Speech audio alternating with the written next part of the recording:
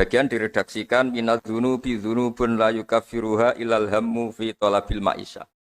Jadi sebagian dosa itu ada dosa yang tidak bisa dihapuskan oleh istighfar, tidak bisa dihapuskan oleh sedekah, tidak bisa dihapuskan oleh misalnya wiridan. Yang bisa menghapuskan dosa itu hanya kalau kita serius atau kepikiran, hammu itu kepikiran mencari maisha, cari rizki.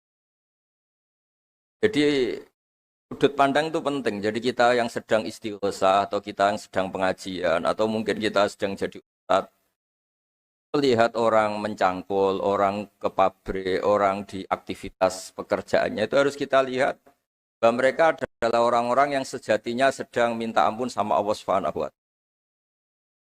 Karena di sistem pekerjaan itu lahirlah satu variabel atau satu apa saja yang positif.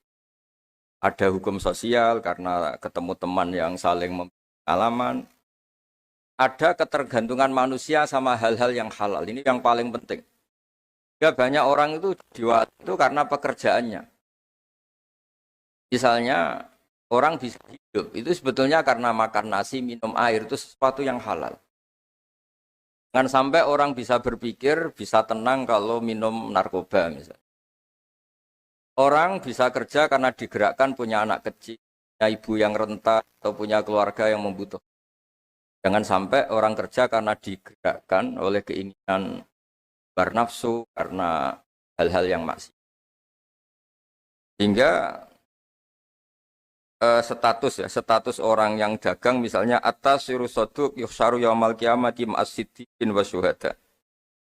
Orang yang dagang kemudian dia benar, dia jujur, itu nanti makomnya kelas dia itu bersama para orang-orang yang meninggal syahid. Pahlawan-pahlawan. Ini penting saya utarakan supaya cara pandang kita terhadap beragama. Jangan sampai misalnya kita beragama terus kemudian melihat yang ibadah itu yang datang ke masjid. Ya kita jam kerja kemudian ada pengajian, kita tidak pengajian itu dianggap salah karena nggak datang di masjid. Padahal kita datang ke pabrik atau ke pasar, nilainya sama-sama ibadah. Ini penting supaya cara pandang kita terhadap orang lain itu positif.